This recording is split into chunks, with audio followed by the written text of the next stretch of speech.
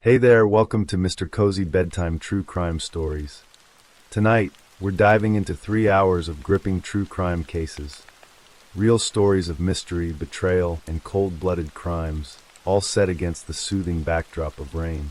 It's the perfect blend of calm and unsettling. If these cases draw you in, tap that like button, share with your fellow true crime lovers, and subscribe to join our curious community. I'm always wondering, where are you tuning in from, and what time is it for you right now? Drop it in the comments below. Now settle in, and let's dig into the darkness. Story 1. February 14th, 2020, dawned cold and clear in Fort Valley, Georgia, a small city in the heart of the state known for its peach orchards and its historic university. Valentine's Day should have been a day of romance and celebration, but for 23-year-old Anitra Lachey Gunn, a senior at Fort Valley State University, it would become the last day of her life. Anitra was a young woman on the cusp of her future. She was months away from graduating with her degree, balancing her studies with a part-time job as a server at the 1836 restaurant and lounge on West Church Street. Her father, Christopher Gunn, who lived in Atlanta, had tried to reach her that morning to wish her a happy Valentine's Day, to share a moment of connection on a day meant for expressing love. The phone rang, but there was no answer. At first, the silence might not have seemed unusual. Anitra was a busy young woman, juggling classes, work, and the complex demands of her personal life. But as the hours stretched on and calls went unanswered, concern began to grow. Christopher tried again and again, but his daughter never picked up. Something was wrong. That evening, Anitra's friends began receiving strange text messages from her phone. The messages didn't sound like her. They were odd, disconnected, asking questions that made no sense coming from someone they knew well. One message went to a man named David Scott Howard, known to everyone as Scoot, a 21-year-old barber who worked across the street from the restaurant where Anitra served tables. Scoot and Anitra had been close, sharing what he would later describe as an intimate connection in the days before her disappearance. The message he received claimed to be breaking up with him, though they weren't officially dating. It asked where he lived, questions that seemed strange and out of character. The messages continued through the evening, but they weren't coming from Anitra. By then, she was already dead, her body hidden in the woods of Crawford County, and someone else was using her phone, sending messages to cover tracks and create confusion. When Anitra's father couldn't reach her by February 15th, the day after Valentine's Day, his concern turned to alarm. He drove from Atlanta to Fort Valley, his heart heavy with worry, hoping to find his daughter safe but fearing the worst. What he found instead was Anitra's car, a Chevrolet Cruze, visibly damaged and abandoned. But there was no sign of Anitra herself. The Fort Valley Police Department immediately began an investigation. They checked Anitra's home on West Church Street, looking for any signs of a struggle or forced entry. The apartment was quiet, undisturbed. Nothing suggested violence had occurred there. But Anitra was nowhere to be found, and her damaged car told a story of something terrible having happened. A task force was quickly assembled, bringing together officers from multiple agencies to search for the missing college student. The Peach County Sheriff's Office, the Georgia Bureau of Investigation, and local police worked together, following every lead, interviewing friends and family, trying to piece together Anitra's last known movements. The sheriff made a promise to the community and to Anitra's family. No stone would be left unturned in the search for her.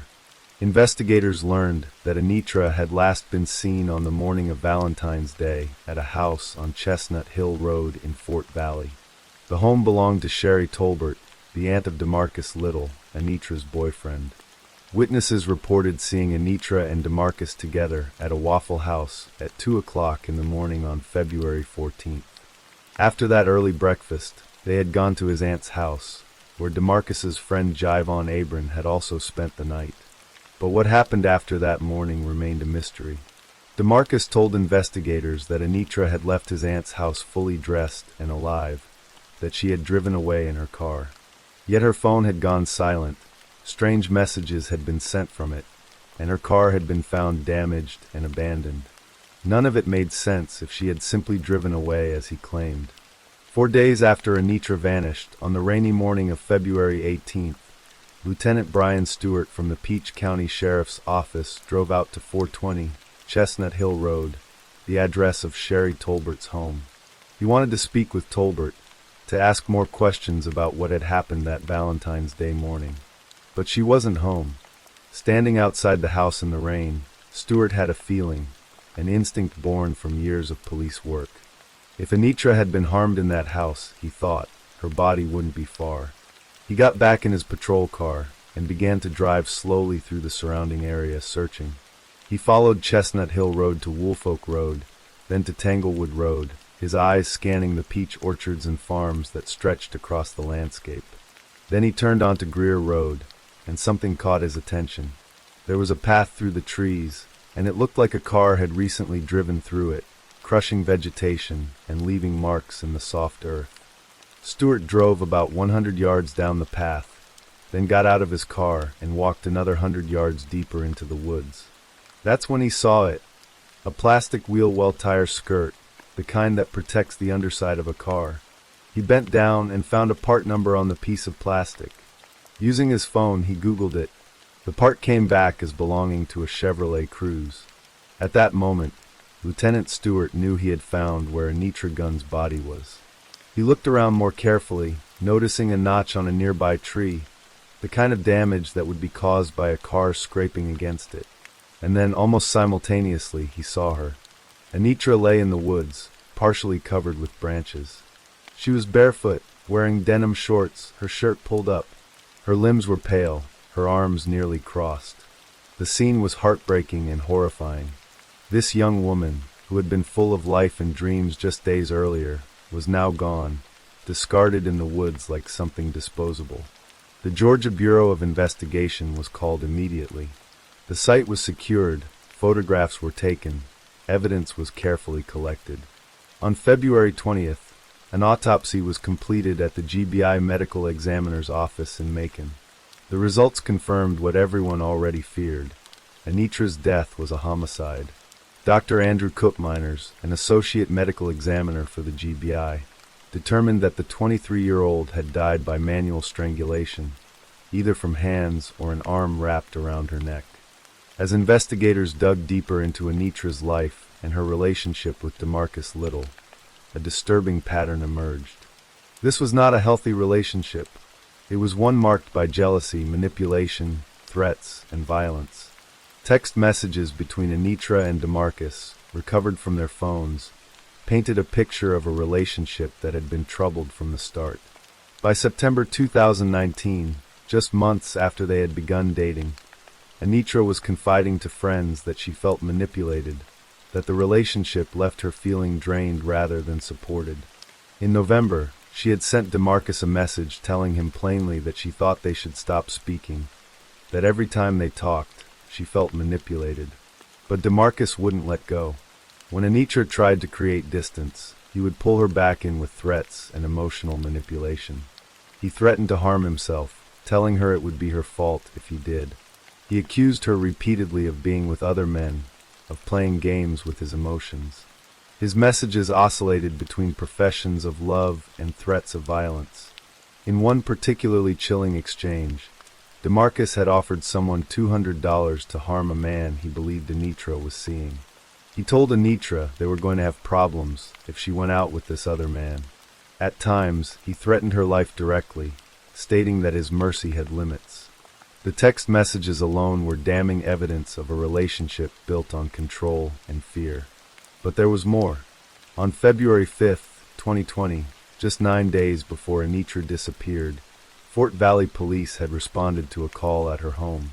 Someone had slashed all 4 tires on her Chevrolet Cruze and thrown a brick through the back window of her apartment. DeMarcus Little was arrested and charged with criminal damage to property for those acts of vandalism. Even after being arrested for destroying her property, even after Anitra had made it clear she wanted distance from him, DeMarcus continued to pursue her. Friends later testified that Anitra felt trapped, that she had tried to leave the relationship, but DeMarcus always found a way back into her life. DeMarcus Little quickly became the primary suspect in Anitra's murder. He had been the last person known to see her alive. His aunt's house was where Anitra had last been seen, and the evidence against him was overwhelming. Investigators obtained DeMarcus's phone and extracted all of its data. The GPS location data from his phone told a story that directly contradicted his claims of innocence. On Valentine's Day, during a window of time between 11 in the morning and 12:15 in the afternoon, DeMarcus's phone had been tracked to Greer Road, the exact location where Anitra's body was found. His phone had been in the woods where her body was dumped, standing next to the place where she lay hidden among the branches. Forensic analysis of Anitra's car revealed DeMarcus's fingerprints. His prints were in the automated fingerprint identification system because of his status as a sergeant in the United States Army, making identification certain. The car itself told its own story. It had been driven down that wooded path off Greer Road, scraping against trees and losing parts along the way. Pine straw was stuck in the grille, and the damage to the vehicle matched the notches and marks found on trees along the path where Anitra's body was discovered. In DeMarcus's black Corolla, investigators found a pair of Nike Air Force One sneakers that were wet, with wet socks stuffed inside each shoe. When examined by GBI crime scene specialist Harley Patterson, the shoes were found to have leaves, sticks, pine straw, and mud on them, consistent with having walked through the woods where Anitra was found. But perhaps the most damning evidence came from DeMarcus's own friend, Jivon Abram, who had spent the night of February 13th and the early morning of February 14th at Sherry Tolbert's house with DeMarcus and Anitra, testified that DeMarcus had confessed to him.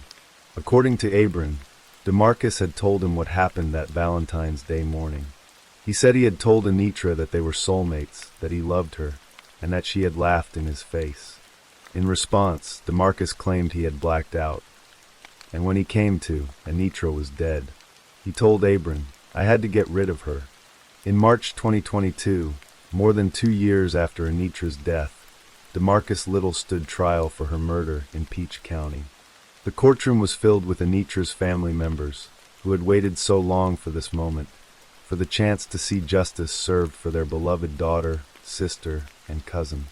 The prosecution, led by Assistant District Attorney Don Baskin, presented a methodical case built on overwhelming evidence. They called witness after witness, expert after expert, each one adding another piece to the puzzle that formed a clear picture of DeMarcus's guilt. Medical examiner Dr. Andrew Koopmeiners testified about the autopsy findings.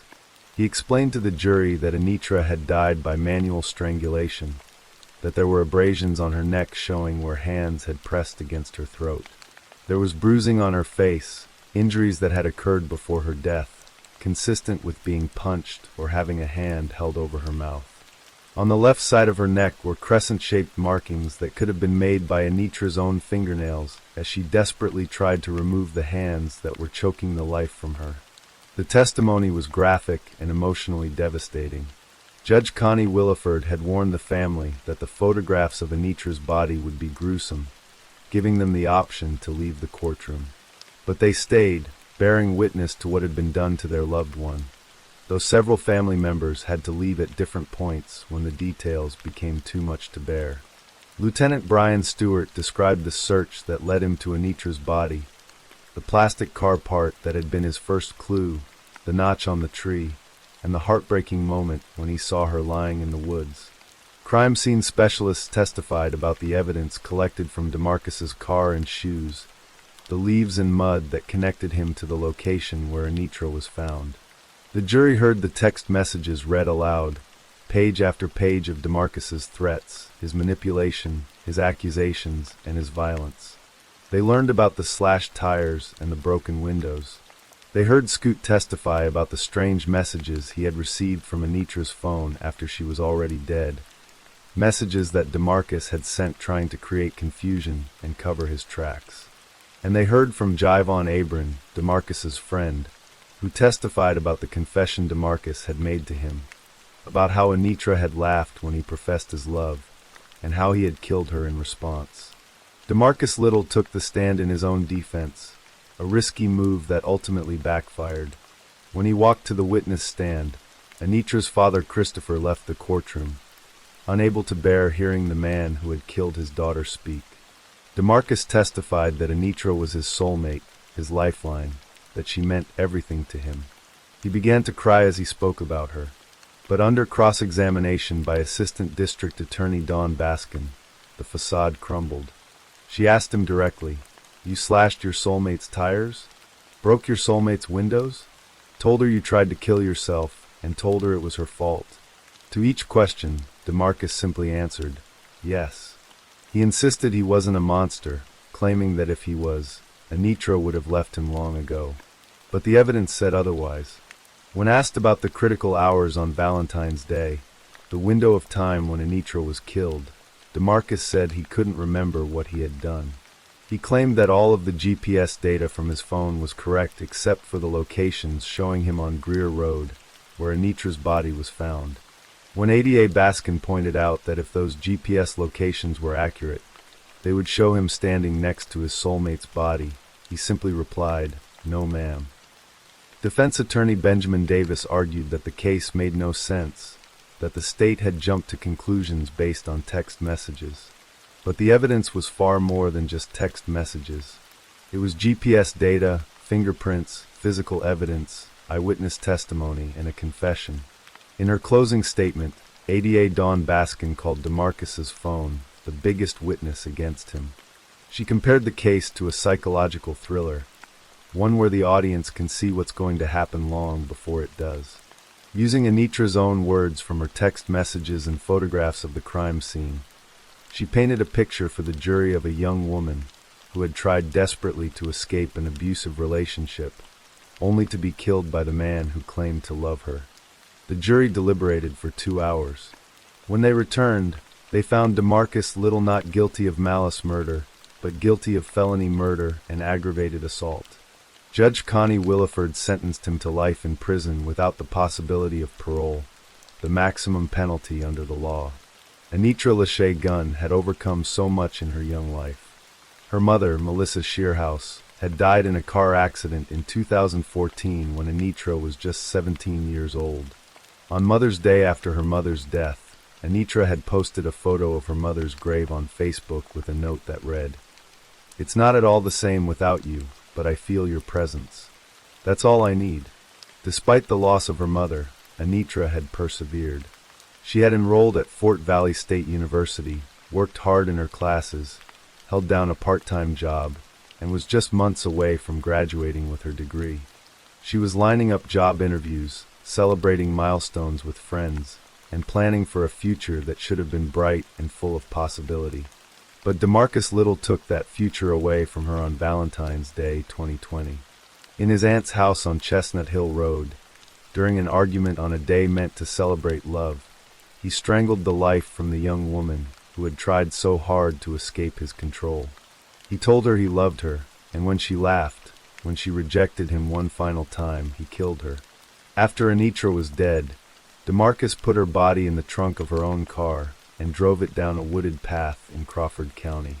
He dumped her in the woods, covering her with branches as if she were nothing more than trash to be hidden away. He took her shoes, her underwear, her wig, leaving her partially clothed and exposed to the elements. Then he used her phone to send misleading messages, trying to create confusion about her whereabouts and buy himself time. For 4 days, while Anitra's father searched desperately for his daughter, while a task force combed the area looking for any sign of her, while friends and family prayed for her safe return, her body lay hidden in those woods. When Lieutenant Brian Stewart finally found her on that rainy morning, bringing an end to the search but confirming everyone's worst fears, it marked the beginning of the long journey toward justice. The verdict and sentence brought a measure of closure to Anitra's family, though no verdict could ever truly heal the wound of losing her. Her cousin spoke to reporters after the sentencing, expressing relief that DeMarcus would spend the rest of his life in prison, that he would never be able to hurt anyone else the way he had hurt Anitra. The case stands as a stark reminder of the dangers of domestic violence and controlling relationships. Anitra had recognized the toxicity of her relationship with DeMarcus. She had told him they should stop speaking. She had tried to create distance, but he wouldn't let her go, and ultimately, his inability to accept rejection cost Anitra her life. The text messages between them, read aloud during the trial, showed clearly that Anitra had been living in fear, trapped in a relationship with someone who threatened her, manipulated her, and eventually killed her. The February 5th incident, when he slashed her tires and broke her windows, should have been a final warning, a clear sign of escalating violence. Instead, it was a prelude to murder. As DeMarcus Little was led from the courtroom to begin serving his life sentence without the possibility of parole, Anitra's family could finally begin to grieve properly, knowing that justice had been served. But they would forever carry the weight of her absence, the knowledge that a bright young woman who had survived the loss of her mother, who had worked so hard to build a future for herself, had been stolen from them by someone who claimed to love her. Anitra Gunn's life mattered. She was more than a victim, more than a headline, more than a case number. She was a daughter who posted loving tributes to her deceased mother. She was a student working toward her degree. She was a server who knew her regular customers. She was a friend who confided her fears and her hopes. She was 23 years old, on the verge of graduation, full of potential and dreams. And on Valentine's Day 2020, all of that was taken away by a man who confused love with possession, who saw her laughter as the ultimate betrayal, and who chose violence over letting her live her own life. The woods off Greer Road where her body was found are quiet now, but they will always be marked by what happened there. And Fort Valley State University, where Anitra should have graduated in 2020, will always remember the student they lost, the life that was cut short, and the painful reminder that sometimes the greatest danger comes not from strangers in the night, but from those who claim to love us most. Story 2. The morning of June 5, 2020, began like any other in the quiet Eagle Landing neighborhood of Hanahan, South Carolina. The streets were peaceful, the air still and heavy with the promise of summer heat. Inside a modest home on one of these tree-lined streets, Caitlin Conrad Speck slept peacefully in her bed, unaware that her life was about to end at the hands of the person who had promised to love and protect her. At approximately 5 o'clock that morning, Matthew Garrett Speck, Caitlin's husband of several years, stood over his sleeping wife with a gun in his hand. The house was quiet except for the soft breathing of Caitlin and the occasional movement of their beloved Labrador retriever, Bailey May, somewhere in the home. In the pre-dawn darkness, Matthew aimed the weapon at his wife and pulled the trigger. The shot shattered the morning silence, and Caitlin's life ended in an instant, without warning, without the chance to defend herself or even understand what was happening. But Matthew's actions that morning did not stop with his wife's murder. After shooting Caitlin while she lay defenseless in bed, he turned his attention to their dog, Bailey May, a gentle Labrador retriever who had been part of their family. The dog, loyal and trusting, met the same fate as her owner. Matthew shot and killed Bailey May, eliminating another innocent life and another potential witness to his crimes. What Matthew did next revealed the calculated nature of his actions. Rather than flee or confess to what he had done, he embarked on a desperate attempt to cover his tracks and create an entirely false narrative. With both Caitlin and Bailey May dead, Matthew turned the gun on himself, but not with the intention of ending his own life. Instead, he carefully inflicted superficial wounds on his own arm and torso, creating injuries that would appear serious enough to support the story he was about to tell. The wounds were strategic, designed to look like the result of an attack, but shallow enough that Matthew would survive. He was crafting evidence, building a scene that would point investigators away from the truth. When he was satisfied with his self-inflicted injuries, Matthew called emergency services, his voice urgent and filled with what seemed like genuine panic. He told the dispatcher that his home had been invaded, that unknown assailants had broken in and attacked his family. He claimed that both he and his wife had been shot by these mysterious intruders, and he needed help immediately. When police and emergency responders arrived at the scene on that early Friday morning, They found what appeared at first glance to support Matthew's story. There was Matthew, wounded and bleeding, seemingly a victim himself. There was Caitlin, dead from a gunshot wound. And there was Bailey May, also shot and killed. The scene looked chaotic and violent, exactly what one might expect from a home invasion gone terribly wrong. But experienced investigators know that crime scenes tell stories of their own, and those stories do not always match what witnesses claim happened.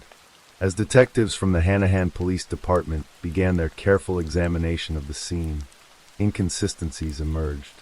The house showed no signs of forced entry, no broken windows or jimmied locks that would indicate someone had broken in from outside. For a home invasion, this was unusual. The doors had been locked from the inside, suggesting that whoever committed these crimes had access to the home. Another detail caught the attention of investigators. Bailey May was a Labrador Retriever, a breed known for being protective of their families and alert to strangers. If unknown intruders had entered the home, the dog would almost certainly have barked, alerting the neighborhood and creating a commotion.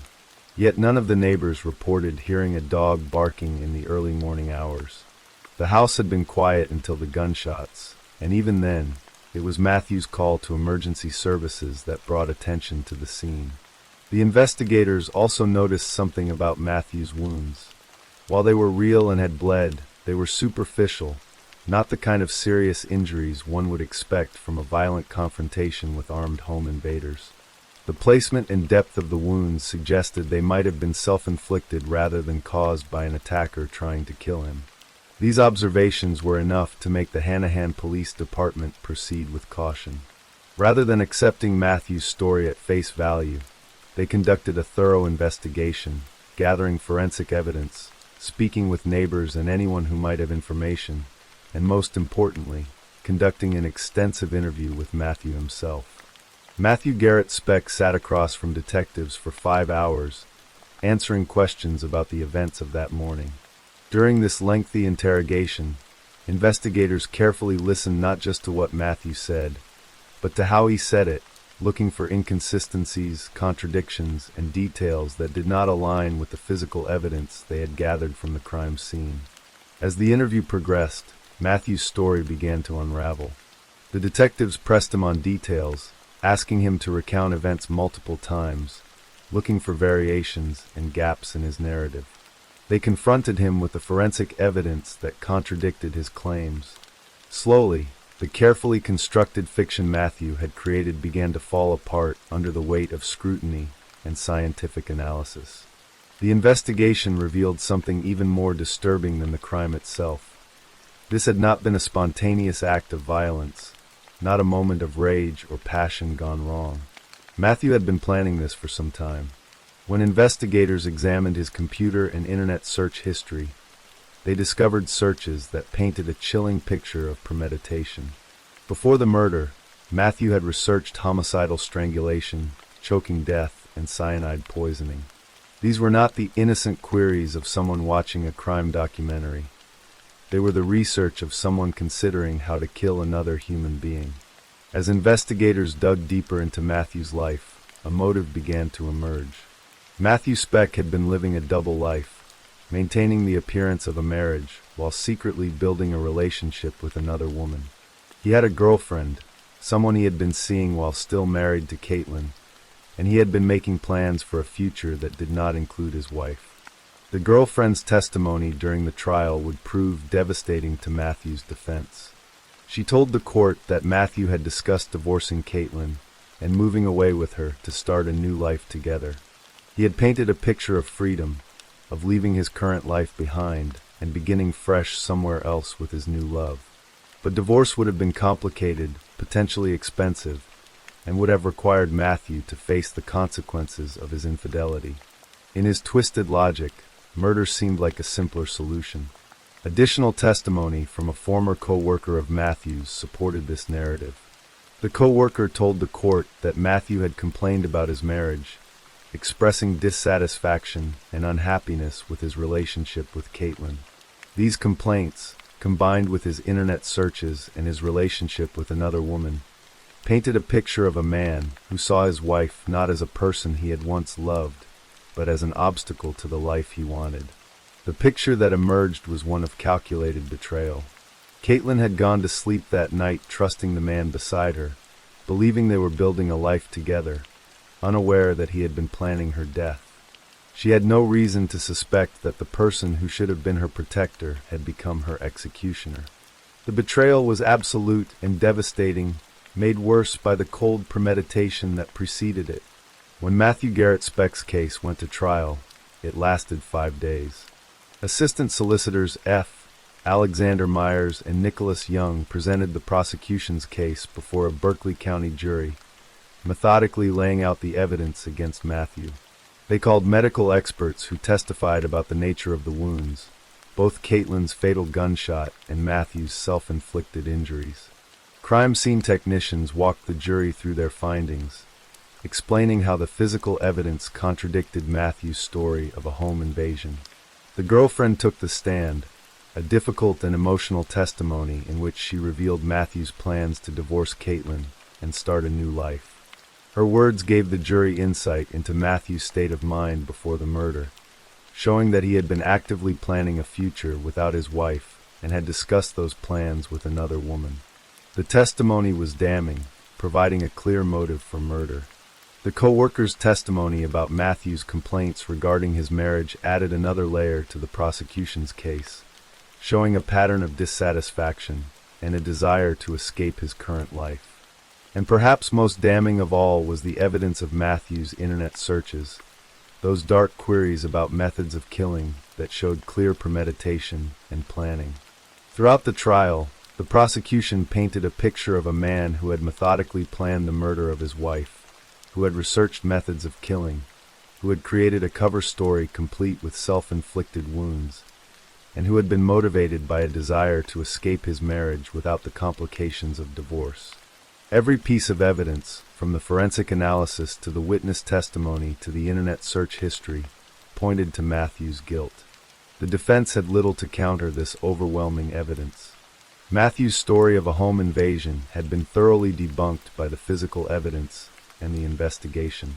The lack of forced entry, the silence of the dog, the superficial nature of his wounds, and his own internet searches all contradicted his claims of innocence. The jury deliberated and reached their verdict. They found Matthew Garrett Speck guilty of murder, guilty of ill-treatment of animals for killing Bailey May, and guilty of possession of a weapon during the commission of a violent crime. The convictions were unanimous, the evidence too strong to ignore, the planning too obvious to dismiss. When the time came for sentencing, Assistant Solicitor F. Alexander Myers addressed Circuit Court Judge Deidre Jefferson, requesting that Matthew face no less than life in prison. Myers argued that Matthew had earned the harshest possible sentence through his brazen betrayal and clear premeditation. He had not acted in a moment of passion or rage. He had planned his wife's death, researched methods, created an elaborate cover story, and executed his plan with cold calculation. Judge Jefferson listened to the arguments, reviewed the evidence, and considered the nature of the crimes. On that day in November 2024, more than 4 years after Caitlin's death, she delivered her sentence. Matthew Garrett Speck would spend the rest of his life in prison without the possibility of parole for the murder charge. Additionally, he received 5 years for the ill treatment of an animal charge for killing Bailey May, and 5 years for possession of a weapon during a violent crime. These sentences would run concurrently with the life sentence, meaning Matthew would never walk free again. Speck earned his sentence after his brazen betrayal and premeditation, Assistant Solicitor Myers said after the sentencing. The words captured the essence of the case. This was not a crime of passion or accident, but a deliberate, planned murder committed against a woman who had trusted her husband completely. The Matthew Speck case stands as a stark reminder of how betrayal can come from the most unexpected places. Caitlin Conrad Speck went to bed on the night of June 4th, 2020, in her own home, in her own bed, next to her husband. She had every reason to feel safe. The home invasion story Matthew concocted was designed to suggest that danger had come from outside, from strangers with evil intent. But the truth was far more horrifying. The danger had been lying beside her all along. Bailey May, the loyal Labrador Retriever, met her death trying to be part of Matthew's cover story. Dogs are often said to be humanity's best friend, loyal and trusting to the end. Bailey May's silence that morning, the fact that she had not barked at intruders because there were no intruders, became one of the key clues that unraveled Matthew's lies. She died not defending her family from strangers, but at the hands of someone she knew and trusted. The case also highlighted the importance of thorough police work and forensic investigation. The Hanahan Police Department's careful examination of the crime scene, their attention to inconsistencies, and their methodical gathering of evidence prevented Matthew from getting away with murder. The 5-hour interview, the forensic analysis, and the discovery of his internet searches all contributed to building an airtight case against him. For those who knew Caitlin, her death left a void that could never be filled. She was more than just a victim in a crime statistic. She was a person with hopes, dreams, relationships, and a life that was violently cut short by the person who should have protected her. Her story serves as a reminder that domestic violence can take many forms, and that danger sometimes wears a familiar face. Matthew Garrett Speck's life sentence ensures that he will spend the rest of his days contemplating the choices he made on that June morning. His attempt to escape his marriage through murder instead led to the permanent loss of his freedom. His elaborate staging, his self-inflicted wounds, and his false claims of home invasion all failed in the face of determined investigation and scientific evidence. The case remains a powerful example of how premeditation and planning cannot overcome the truth revealed by careful forensic work and thorough investigation. Matthew's internet searches, his relationship with his girlfriend, his co-workers' testimony about his marital complaints, and the physical evidence at the scene all combined to paint an undeniable picture of guilt. His attempt to create a false narrative was dismantled piece by piece until nothing remained but the truth. He had murdered his wife in cold blood to pursue a new life with another woman. As the doors closed behind Matthew Garrett Speck in prison, they closed on a chapter of calculated cruelty and betrayal. Caitlin Conrad Speck's life ended far too soon, taken by someone she trusted. But through the dedication of law enforcement and the justice system, her killer was held accountable for his actions. The life sentence without parole ensures that Matthew will never have the freedom to hurt anyone else, and that Caitlin's death, while tragic and untimely, did not go unpunished. Story 3. In the spring of 2019, Holly Springs, North Carolina, was a quiet and growing town in Wake County. The kind of place where neighbors knew each other and families raised their children in relative peace and safety. 22-year-old Monica Day Moynan lived there with her 2 young daughters, Nova and Kaylee, in an apartment where she was trying to build a stable life for her small family. She worked as a waitress at a restaurant in nearby Fuquay-Varina, dreaming of becoming a doula and helping other women through childbirth, a goal she researched often and spoke about with enthusiasm to friends and family. But Monica's life was far from the peaceful existence she deserved. She shared her apartment with Brian Sluss, the father of her 2 daughters, a man 22 years her senior who had entered her life when she was barely out of her teenage years. Their relationship had been marked by violence and control from the beginning, a pattern of abuse that Monica had tried desperately to escape, but could never fully break free from. Friends and family knew that Brian was dangerous. Monica's mother, Melanie Tucker, had watched with growing fear as her daughter became entangled with a man who hurt her, controlled her, and refused to let her go. Monica had confided in her best friend Alex Wilson about the worst moments of abuse, describing how Brian had choked her on 2 separate occasions until she saw the lights go out, until she thought she was going to die. Monica had even obtained a protective order against Brian in 2017, and he had been convicted of assaulting her in 2019. Yet somehow they continued living together, bound by their 2 children and by Brian's refusal to accept that Monica wanted to leave. Monica had tried to tell people what was happening. She had shown injuries to a co-worker at the restaurant where she worked, and she had said something that would later feel like a chilling premonition. Her exact words were haunting. "When something happens to me, I don't know what will happen to my kids. Not if something happened, but when. Monica knew she was in danger. She knew that Brian's violence was escalating, but she was trapped between her fear of him and her need to care for her daughters. In April 2019, Monica was making plans to finally become independent, to support herself and her girls without needing to rely on Brian for anything. She was working toward becoming a self-sufficient single mother, researching her career goals, managing her finances, and preparing for a future that didn't include the man who had hurt her so many times. But Brian could see her slipping away from his control, and prosecutors would later argue that Monica's efforts to leave him, her determination to build a life without him, became the reason he decided she had to die. The last time anyone saw Monica Moynihan in person was in early April 2019.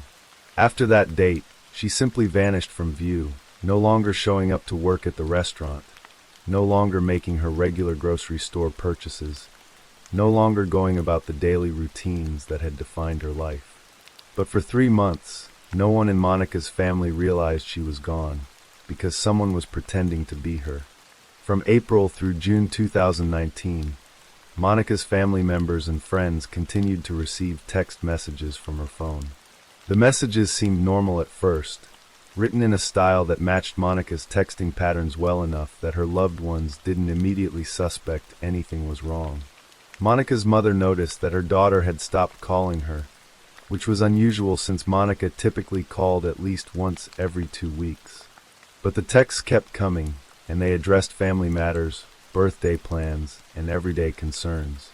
In one exchange, Monica texted her sister about her training to become a doula, saying, "It's going great. It's the best thing I've ever done. I love it so much." Another message expressed concern that a lost cat might upset her daughter.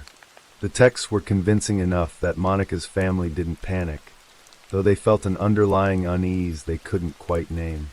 But as the weeks stretched on and Monica never answered phone calls, never appeared on video chats, and never showed up in person for family gatherings, the worry began to grow. In early July 2019, Melanie Tucker received a call that would change everything. The manager of Monica's apartment complex contacted her to express concern about the young woman. The manager told Tucker that she had seen Brian Sluss at the apartment numerous times over the past several months, but she had not seen Monica herself since late March 2019. This information was alarming. Where was Monica, and why hadn't anyone seen her in months if she was supposedly living there and texting her family regularly?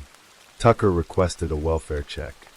When police arrived at the apartment and were unable to determine Monica's whereabouts, she was officially reported missing.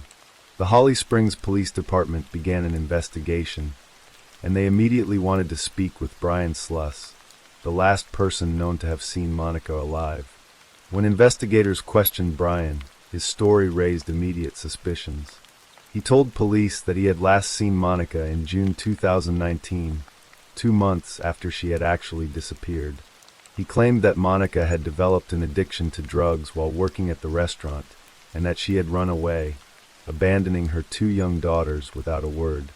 To the officers listening, this explanation seemed implausible. Monica's family and friends knew her as a devoted mother who loved her children deeply. The idea that she would simply run away and leave them behind didn't match who she was. But then Brian admitted something even more troubling. He confessed to investigators that he had been sending text messages from Monica's phone, pretending to be her for months. He claimed he had done this because he didn't know how to tell Monica's mother that her daughter had become addicted to drugs and run away. He said he was trying to spare Melanie Tucker the pain of knowing the truth. Investigators didn't believe him. The timeline didn't add up, and Brian's behavior after Monica's disappearance was deeply suspicious. When detectives dug deeper, they discovered that Monica had not been seen by anyone since early April 2019, not June as Brian had claimed. Evidence also suggested that Monica might have been pregnant at the time of her disappearance, a fact that added another layer of complexity and potential motive to the case. Police obtained a search warrant for the apartment Monica and Brian had shared. What they found there confirmed their worst fears. On the kitchen floor, beneath a children's play mat, investigators discovered evidence of what appeared to be a crime scene cleanup. Kitchen tiles were removed for forensic examination, and testing revealed that a large amount of human blood had been present in the cracks between the tiles. That blood was tested and confirmed to belong to Monica Moynihan. Someone had tried to clean the area with bleach, attempting to erase the evidence of what had happened there, but blood had seeped into places that couldn't be reached with a mop or cleaning solution. From that moment forward, the Holly Springs Police Department began investigating Monica's disappearance as a murder. Brian Sluss was named as a person of interest, as was his ex-wife Jarlyn Sluss, who appeared to have knowledge of Monica's disappearance, but had not come forward to help investigators. As detectives continued their investigation, they uncovered a digital trail that revealed the extent of Brian's deception. After April 6th and 7th, 2019, the dates prosecutors believed Monica was killed, her phone and social media usage changed dramatically. Before those dates, Monica's internet search history showed her looking up information related to her life goals, researching how to become a doula, managing her daily responsibilities. After those dates, the phone was being used to search for pornography sites. Monica's credit cards, which she had used for groceries and necessities, were suddenly being charged for Brian's dating site subscriptions. It was clear that Brian had taken over every aspect of Monica's digital life, using her identity to cover up her absence while simultaneously moving on with his own life as if she had never existed. Bank records and evidence collected from the apartment showed that Brian had been selling Monica's household items on Facebook Marketplace, converting her possessions into cash while maintaining the fiction that she was alive and well. He had been driving her car around town, spending her money, and living in her apartment, all while texting her family and friends from her phone to keep them from asking too many questions. In May 2020, more than a year after Monica vanished, Brian Sluss was finally arrested and charged with her murder. Days later, his ex-wife Jarlyn was arrested and charged with obstruction of justice and accessory to murder after the fact. Authorities determined that Jarlyn had possessed information about Monica's disappearance for months, but had chosen to help cover for Brian instead of assisting the investigation. The case against Brian would take nearly 2 more years to come to trial. In April 2022, Brian Sluss stood before a Wake County jury to answer for what he had done to Monica Moynihan. The trial lasted 3 weeks and brought forth testimony and evidence that painted a devastating picture of abuse, control, violence, and ultimately murder. Prosecutor Melanie Shikita laid out the state's case with precision and emotional clarity. It was about power and control, violence and deceit, she told the jury. She explained that Monica had been making every effort to become self-sufficient, to provide for her 2 beautiful daughters without relying on Brian, and that her efforts to leave the relationship had ultimately led to her death. Melanie Tucker, Monica's mother, took the stand and fought back tears as she testified about her fear for her daughter's safety. She was scared, Tucker said. She thought he was going to choke her. Tucker described the protective order Monica had obtained and how it hadn't been enough to save her from the man who claimed to love her. Monica's best friend Alex Wilson provided some of the most harrowing testimony of the trial. She told the jury about the 2 occasions when Brian had choked Monica until she nearly died. She saw the lights go out, and that's just all she can remember, Wilson testified, her voice conveying the horror of what her friend had endured. She said she almost died. Wilson also testified that Monica had desperately wanted to get away from Brian, a man 2 decades older than her, before she was killed. The prosecution presented the forensic evidence from the apartment, showing the jury photographs of the blood-stained kitchen tiles, and explaining how someone had attempted to clean up the crime scene with bleach. They showed the jury Monica's phone records and internet search history, demonstrating how dramatically her digital presence had changed after early April 2019.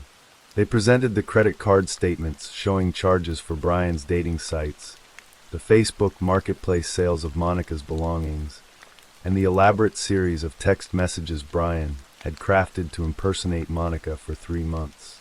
And then the jury saw something that made the courtroom gasp in collective horror. Prosecutors played nanny cam footage from Brian's house that showed him violently punching his 4-year-old child.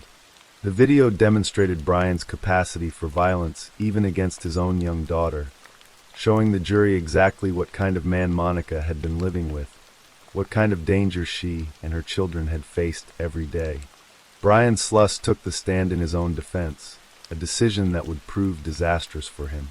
He testified that he and Monica had a volatile relationship, but insisted they were not together at the time of her disappearance, though they were living in the same apartment. He continued to claim that Monica had left on her own accord and that he had no knowledge of what happened to her. Brian admitted that he had been deceptive both before and after Monica vanished, that he had impersonated her in texts and on social media, but he maintained his innocence regarding her death. The jury didn't believe him. His testimony, combined with the overwhelming physical and digital evidence against him, made it clear that Brian Sluss had killed Monica Moynihan and spent months covering up the crime while pretending she was still alive. On April 27, 2022, after just 1 hour of deliberation, the jury returned with their verdict. The foreman stood and announced, "We, the jury, by unanimous verdict, find the defendant Brian Sluss guilty of first-degree murder involving domestic violence." The courtroom erupted with emotion. Monica's family members, who had waited 3 years for this moment, cheered and embraced each other, tears streaming down their faces as they finally heard the words they had been praying for. Brian Sluss was immediately sentenced to life in prison without the possibility of parole. His conviction marked a historic moment in North Carolina legal history. Brian was the first person in Wake County to be convicted of murder in a case where the victim's body was never found. More significantly, he was the first person charged and convicted under Brittany's Law, a North Carolina statute that allows defendants to be charged with first-degree murder if they have a previous domestic violence conviction against the same victim.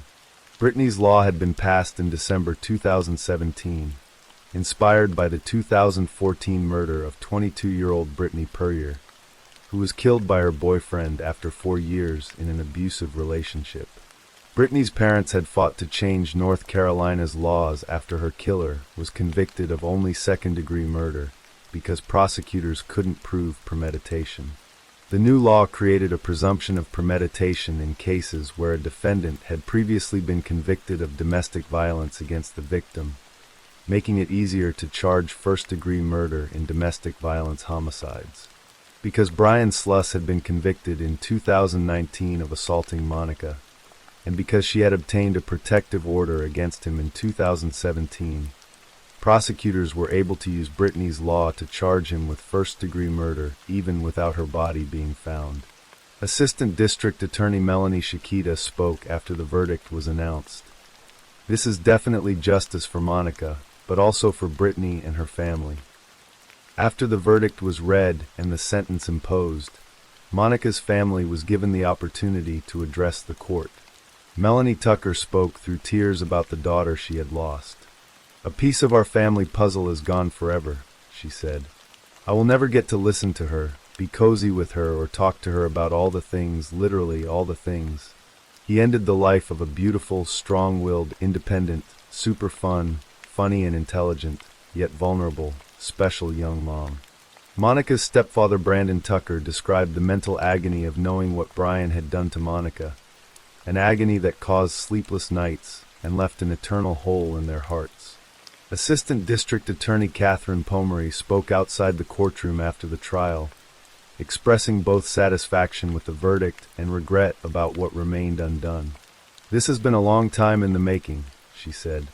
"The one thing I had always wanted was to be able to bring her body home, and I couldn't do that for them. That is a regret I will always have. But to get this justice today means everything. Monica's body has never been found. Despite extensive searches and investigations, law enforcement has been unable to determine where Brian disposed of her remains after he killed her in the kitchen of their shared apartment while their 2 young daughters slept upstairs.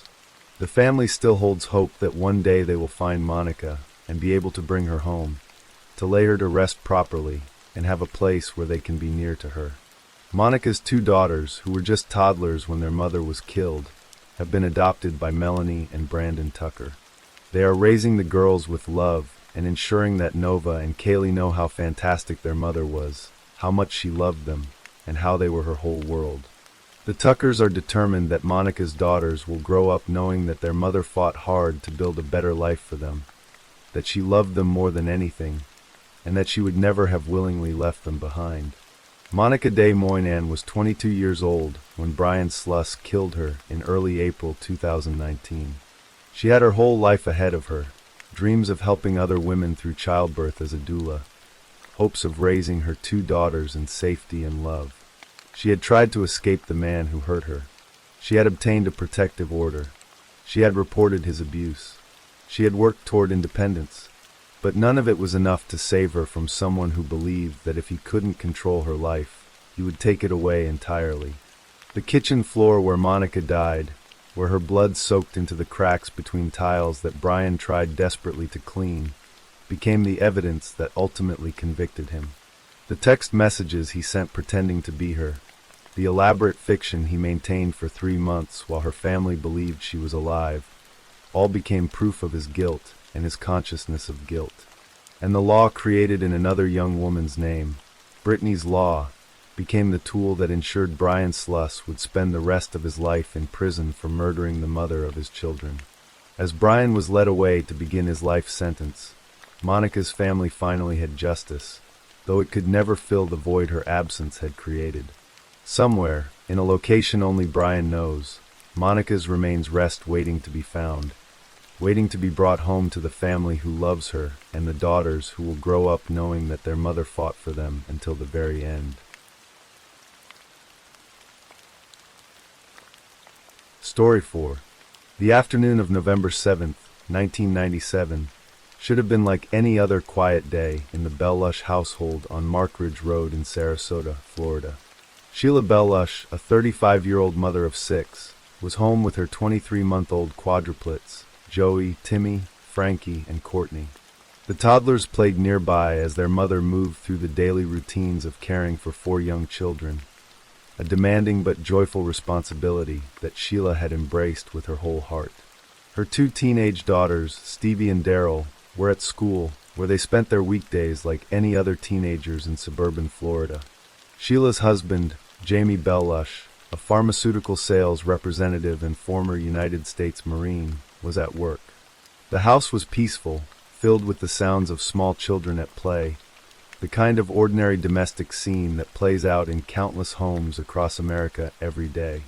But someone was watching. Someone had traveled more than 1,300 miles from Texas to this quiet Sarasota neighborhood, carrying with him a gun, a knife, and instructions that would shatter this family forever. Jose Luis del Toro Jr., a 24-year-old from La Pryor, Texas, had driven across multiple states to find this house, to find Sheila Bellush, and to end her life.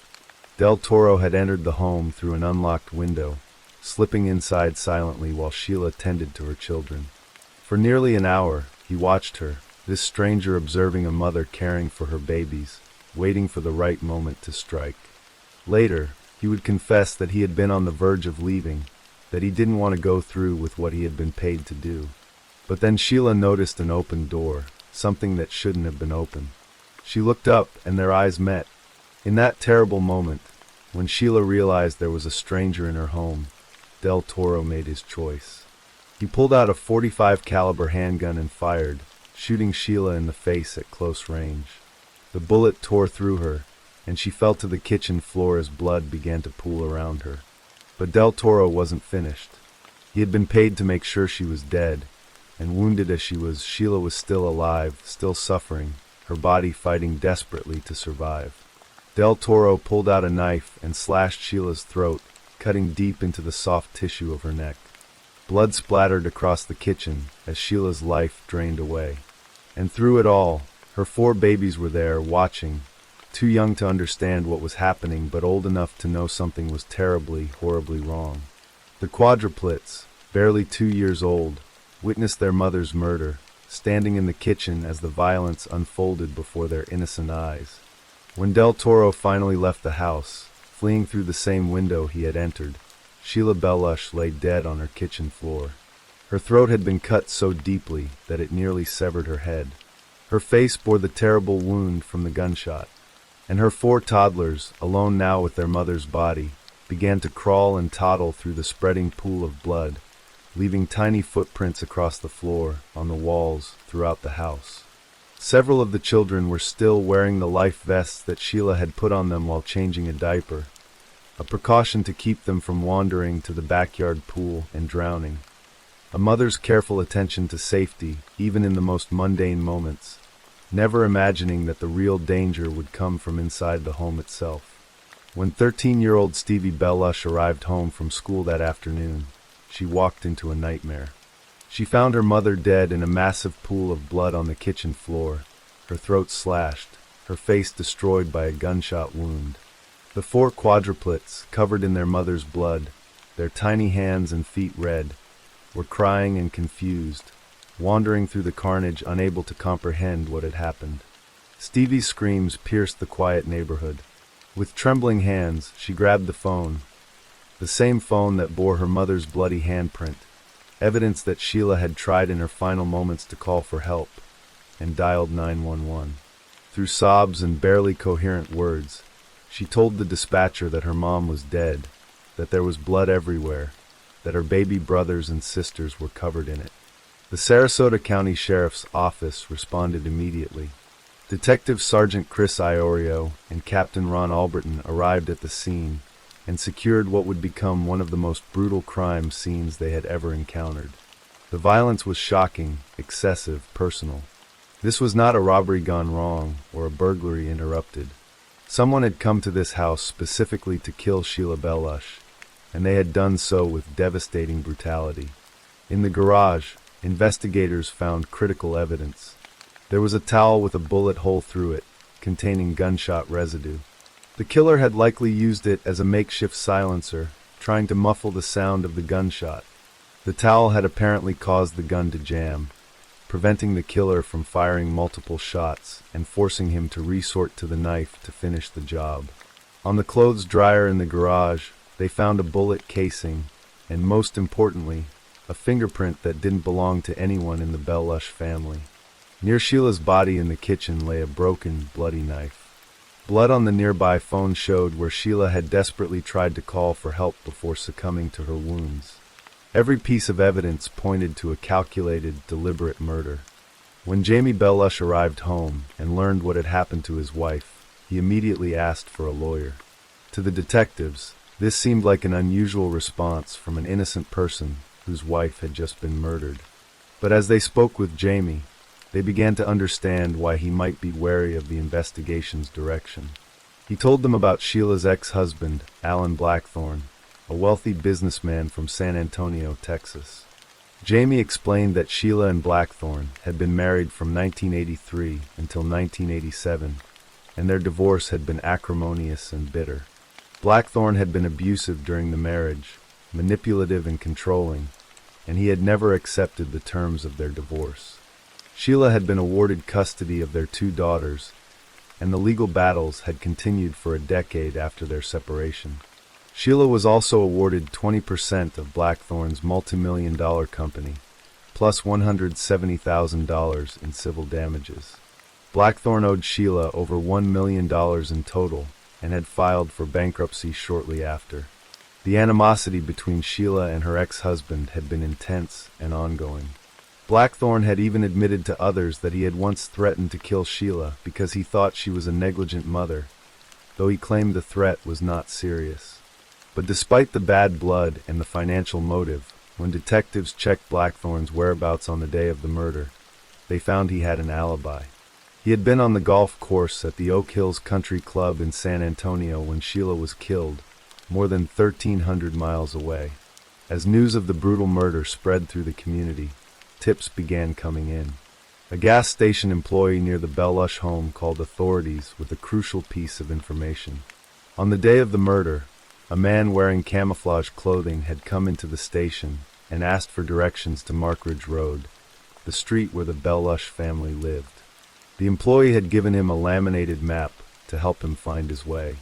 When detectives retrieved that map, they were able to lift a fingerprint from its surface. It was the same fingerprint they had found on the clothes dryer in the Bellush garage. The killer had left his prints at both locations, creating a clear trail. Another witness, a landscaper who had been mowing a nearby lawn on the day of the murder, came forward with more information. He had seen a man in the neighborhood who looked out of place, someone who didn't fit the suburban surroundings. The landscaper had been sharp enough to notice the stranger's license plate, and had even created a rhyme to help himself remember the number. When detectives ran that plate, they found it didn't belong to anyone in Florida, but it did match a vehicle registered to Maria del Toro of La Pryor, Texas. On November 9, 1997, just 2 days after the murder, Sarasota detectives traveled to the small Texas town of La Pryor to speak with Maria del Toro. She told them that her grandson, Joey del Toro, was the primary driver of the vehicle. Joey was a popular young man in La Pryor, a star running back on his high school football team, known as a party boy and fun guy, not someone anyone would have suspected of violence or murder. When investigators compared the fingerprints from the crime scene to Joey del Toro's prints, they had a match. Del Toro had definitely been in the Bellush home, and his fingerprints placed him at the scene of Sheila's murder. Detectives traveled to Del Toro's girlfriend's apartment in Austin, Texas, hoping to find him and bring him in for questioning. But he had fled days earlier, leaving behind his car and a duffel bag. Inside that duffel bag, investigators found camouflage clothing that matched what witnesses had described seeing the suspect wear on the day of the murder. And inside Del Toro's car, detectives found receipts for the camouflage attire, directions to Florida, and most damning of all, the .45 caliber pistol that had been used to shoot Sheila Bellush. The physical evidence was overwhelming, but it raised more questions than it answered. Why would Joey del Toro drive from Texas to Florida to murder a woman he had never met? What was his connection to Sheila Bellush? Who had sent him and why? On November 12, 1997, detectives brought in Sammy Gonzalez, del Toro's cousin, for questioning. Gonzalez appeared nervous from the start, and it didn't take long before he began talking. He told detectives that he felt sick about what had happened, that he wanted to get the truth out. Gonzalez explained that his friend Danny Rocha had approached him about a job. Rocha wanted to pay someone thousands of dollars to beat up a woman who lived in San Antonio, Texas. But if the men wanted more than $10,000, Rocha had said, they would have to kill her instead. Gonzalez had initially agreed to do the job himself, but he had gone looking for the victim several times without finding her and had lost interest. That's when he contacted his cousin Joey del Toro to see if he would take the job for less money. Del Toro had agreed. When Rocha learned that the victim was about to move to Florida, he asked if either Gonzalez or del Toro would be willing to go to Florida to complete the job. Rocha told them that his associate would pay a $10,000 bonus if the man could get his daughters back from the victim. At a meeting at the Pan American Club in Texas on November 4, 1997, just 3 days before the murder, Rocha had discussed the plan with del Toro. He offered del Toro $4,000 plus expenses to go to Sarasota, find the victim, and beat her. When del Toro asked whether it would be easier to just shoot the victim, Rocha had responded that yes, whatever was easiest, that's what he should do.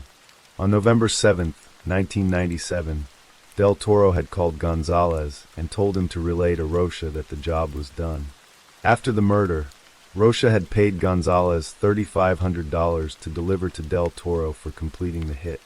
The investigation had now revealed that Sheila Bellush's murder was a murder for hire, a contract killing arranged through a chain of conspirators. And when detectives looked into Danny Rocha's background and connections, they found the link they had been searching for. Rocha was a gifted golfer who hustled members at the Oak Hills Country Club in San Antonio out of their money.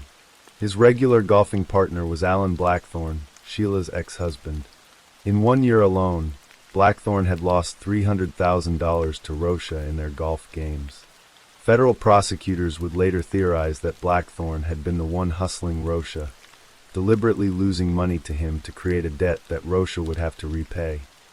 Not in cash, but in the form of a favor. Blackthorne had recognized in Danny Rocha someone who might be willing to carry out his ongoing vendetta against his ex-wife. On November 18, 1997, Mexican authorities apprehended Jose del Toro in Monterrey, Mexico, where he had fled after killing Sheila.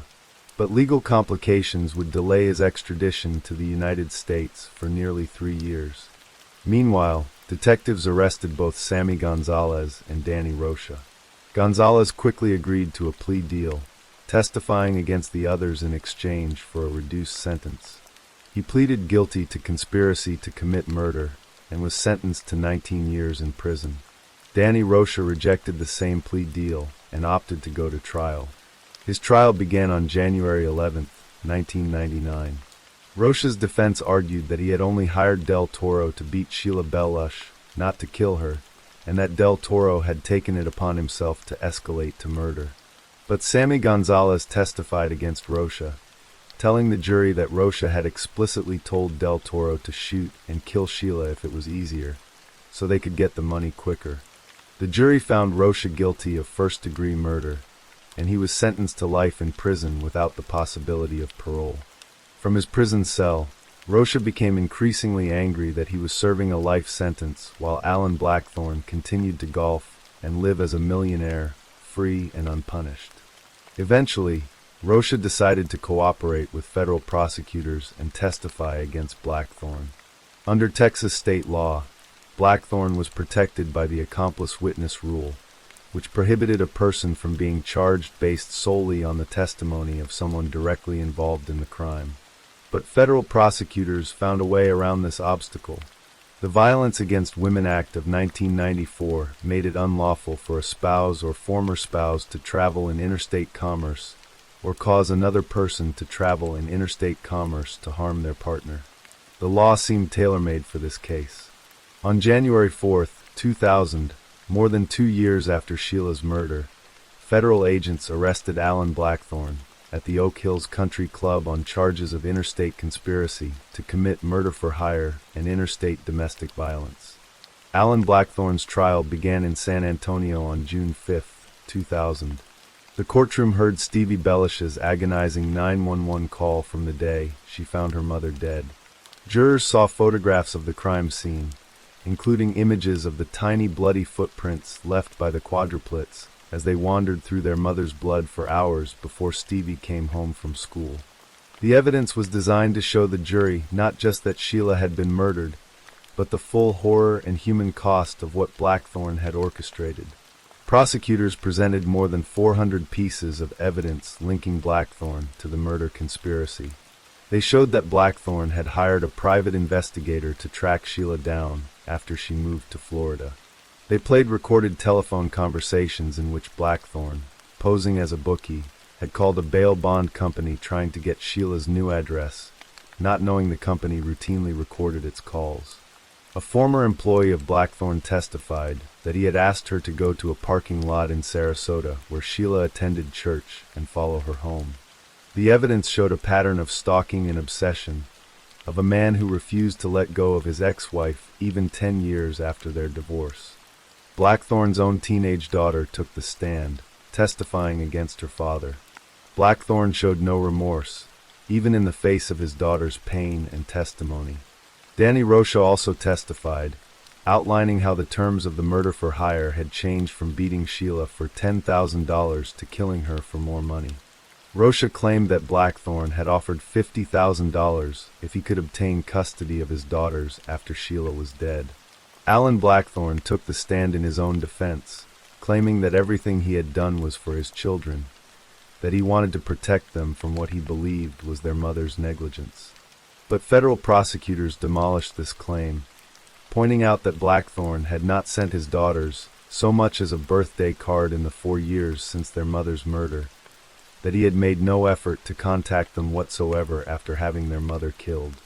While the jury deliberated Blackthorne's fate, Jose del Toro was finally extradited from Mexico back to Florida. On July 6, 2000, del Toro confessed to killing Sheila Belush. He told detectives that the words he had received were that it would be better if she was dead, better for Blackthorne and better for del Toro himself. He said he hadn't wanted to do it, and had been about to leave after watching Sheila for nearly an hour. But when she noticed the open door and they made eye contact, he felt he couldn't run. He admitted that if she hadn't noticed him, he would have walked out of the house and never completed the job. The next day, July 7th, 2000, after more than 33 hours of deliberation, the jury found Alan Blackthorne guilty of interstate conspiracy to commit murder for hire and interstate domestic violence. He was sentenced to 2 consecutive life sentences without the possibility of parole. Jose Del Toro pleaded guilty to first-degree murder and armed burglary charges in Florida. During his sentencing hearing, Del Toro sang a song in court asking for forgiveness. Circuit Judge Paul Logan gave him 2 consecutive life sentences, the maximum penalty for both charges. The 6 children of Sheila Bellush were left to grow up without their mother. Jamie Bellush eventually moved with the quadruplets to New Jersey, taking them away from the Sarasota home where they had witnessed their mother's murder.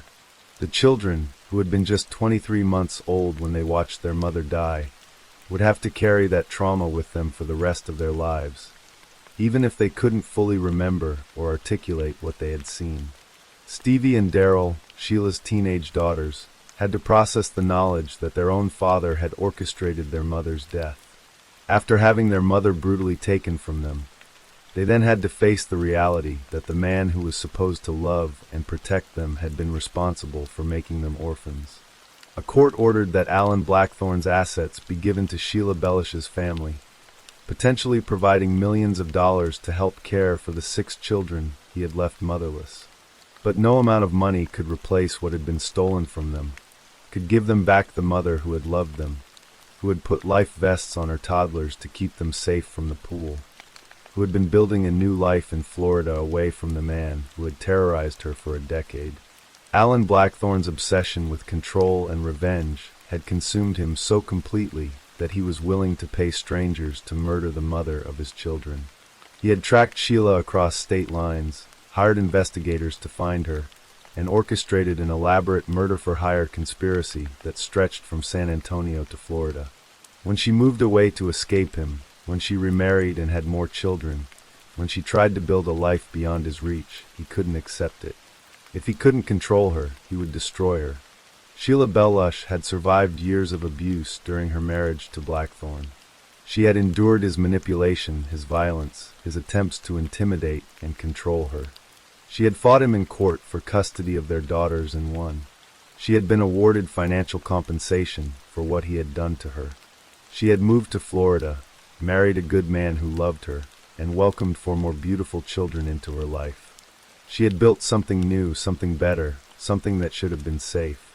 But on November 7th, 1997, in her own kitchen, with her babies watching, a stranger hired by her ex-husband took all of that away.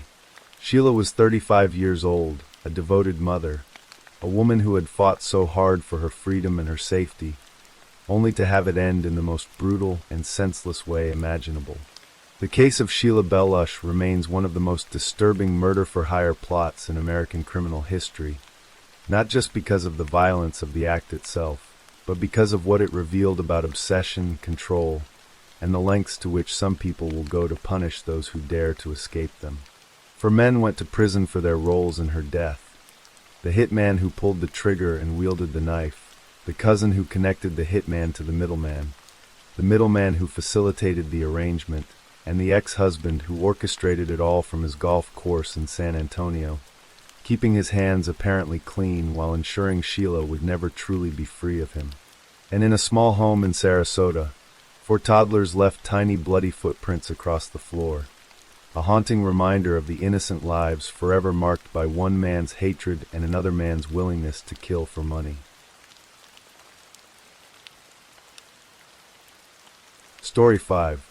The morning of February 1st, 2012, broke cold and gray over Anchorage, Alaska, the kind of day where the air bit at exposed skin, and the sun seemed a distant memory. Snow blanketed the city, muffling the sounds of traffic on East Northern Lights Boulevard, where the Home Depot parking lot sat quiet, its rows of cars dusted with frost. Tucked into a corner of the lot was the Common Grounds espresso stand, a small drive-through kiosk with a green awning and a neon open sign that flickered in the dawn. Inside, 18-year-old Samantha Koenig was finishing her shift, her dark hair pulled into a loose ponytail, her breath fogging the air as she wiped down the counter. Samantha was a familiar face to regulars, her quick wit and warm laugh a small comfort in the Alaskan winter. She chatted with a customer about the weather, handed over a steaming latte, and checked her phone for a text from her boyfriend, Dwayne. As 8 p.m. approached, she locked the cash register, flipped the sign to closed, and stepped into the night, unaware that a predator waited in the shadows, his plan already in motion. Israel Keyes was a man who moved through life like a ghost, his unassuming exterior masking a darkness that had been growing for decades. Born on January 7, 1978, in Cove, Utah, he was the second of 10 children in a fundamentalist Mormon family. His parents, Heidi and John Keyes, were strict, their lives shaped by a rigid belief system that led them to shun mainstream society. They moved often, settling in remote corners of Washington and Oregon, where Israel and his siblings were homeschooled, cut off from the world beyond their family's compound. As a child, Israel was quiet, observant, his intelligence sharp but his interests troubling. He tortured animals, broke into neighbors' homes, and harbored a fascination with violence that he kept carefully hidden. At 20, he joined the U.S. Army, serving at Fort Lewis, Washington, and later in Egypt, his discipline and marksmanship earning him respect. But beneath the surface, his darkness grew. By 2007, he had settled in Anchorage, running a small construction business, Keyes Construction, and raising a young daughter with his partner, Kimberly. To the world, he was a hard-working father, his life unremarkable. But in secret, he was a predator, his crimes planned with a precision that chilled those who would later uncover them. Samantha Koenig's life was the opposite of Keyes's shadowed existence. Born in Anchorage, she was the youngest of 3, raised by her father, James, a long-haul trucker with a gruff exterior and a heart that melted for his daughter. Samantha was a dreamer, her bedroom walls plastered with sketches of mountains and poetry scrawled in her looping handwriting. She loved her job at Common Grounds, where she memorized customers' orders, chatted about their lives, and saved tips for a car of her own. At 18, she was navigating the cusp of adulthood, her relationship with Dwayne Tortolani, a lanky 19-year-old with a shy smile, a source of joy and teenage drama. They texted constantly, planning to meet that night after her shift. As she locked the kiosk, the snow crunching under her boots, she sent Dwayne a quick message. "Done soon. Meet me at 8:30. But as she stepped into the parking lot, a figure emerged from the darkness. Keyes, dressed in dark clothing, his face obscured by a hood, approached with a .22 caliber Taurus pistol. In moments, Samantha was gone, her life snuffed out in a meticulously planned abduction that would send shockwaves through Anchorage. The next morning, James Koenig woke to a sinking feeling. Samantha hadn't come home, her phone was off, and Dwayne hadn't heard from her since her last text. He drove to the Common Grounds stand, his truck rattling over icy roads, and found the kiosk locked, the snow around it undisturbed except for a single set of footprints leading into the lot. Panic set in, his hands trembling as he dialed the Anchorage Police Department. By noon, detectives were on the scene, their breath visible in the frigid air as they combed the kiosk for clues. Inside, they found Samantha's jacket, her keys still in the lock, and a spilled coffee cup on the counter, its contents frozen to the floor. Surveillance footage from the Home Depot, grainy but clear enough, showed a hooded figure leading Samantha away, her hands bound with zip ties, her head bowed. The city, usually a quiet haven nestled between mountains and sea, buzzed with fear. Flyers with Samantha's face, her dark eyes wide, her smile bright, appeared on every lamppost, every storefront. Volunteers scoured parks, trails, and frozen lakes, their boots crunching through snow, their voices calling her name into the wind. But weeks passed with no sign, only a chilling silence that deepened the community's dread. Keyes, meanwhile, was executing a plan he'd honed over years. Unlike most serial killers, he was not driven by impulse but by calculation, his crimes a dark art form. He had stashed murder kits across the country, watertight buckets buried in remote locations, containing guns, zip ties, duct tape, and cash from bank robberies he'd committed to fund his travels. These kits, hidden in places like Blake Falls Reservoir in Parishville, New York, and Eagle River, Alaska, allowed him to kill without leaving a digital trail, avoiding credit cards or plane tickets that could link him to his victims.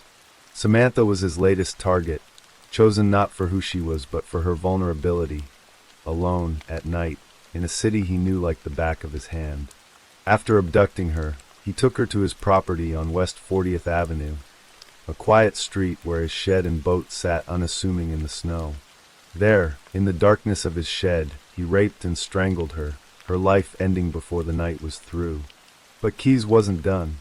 He posed her body, using fishing line to prop her eyes open, making her appear alive, and stored her in the shed, the sub-zero temperatures preserving her remains like a macabre trophy. Days later, Keys left Anchorage on a planned vacation, a celebrity cruise to the Caribbean with Kimberly and their daughter. He was calm, even jovial, sipping cocktails under the tropical sun, his laughter blending with the ship's music, while Samantha's body lay frozen in his shed. Back in Anchorage, the investigation intensified. Detective Monique Dahl, a tenacious investigator with a reputation for dogged persistence, led the Anchorage police effort. She pored over the surveillance footage, interviewed regulars at common grounds, and traced Samantha's debit card, which began showing activity. Small purchases at gas stations in Anchorage, then ATMs in Arizona and Texas. Keys, using Samantha's phone, sent texts to Dwayne and James, claiming she was safe but needed time away. "I'm okay, just need space," one read, sent to James on February 7th. The ruse bought him time, but Dahl's team was relentless, cross-referencing bank records with CCTV footage from the lower 48. On February 24th, a ransom note appeared in Connor Park, a small green space in Anchorage. It demanded $30,000, deposited into Samantha's bank account, and included a Polaroid photo of her, her eyes eerily open, holding a newspaper dated February 13th to prove she was alive. James, heartbroken but clinging to hope, rallied the community, raising the money through donations. He deposited it at a local bank, his hands shaking as he handed over the cash, praying it would bring his daughter home. The card was used again, $500 withdrawn in Wilcox, Arizona, then more in Texas. The FBI, now involved, coordinated with local law enforcement, their ViceAP database humming as they searched for patterns. Agent Jolene Godin, a seasoned investigator with a calm demeanor, took lead on the federal side, her instincts honed by years of chasing predators. Keys's downfall came on March 13, 2012, in Lufkin, Texas. Texas Ranger Steve Rayburn, patrolling a quiet highway, pulled over a white Ford Focus for speeding. The driver, a lean man with short brown hair and a calm demeanor, presented an Alaska driver's license, Israel Keys. A routine search revealed Samantha's debit card, a black ski mask, and a cell phone linked to the ransom texts. Keys was arrested, his composure cracking only slightly as he realized the net was tightening. Flown back to Anchorage, he faced hours of interrogation, the FBI's behavioral analysis unit joining Dahl and Godin.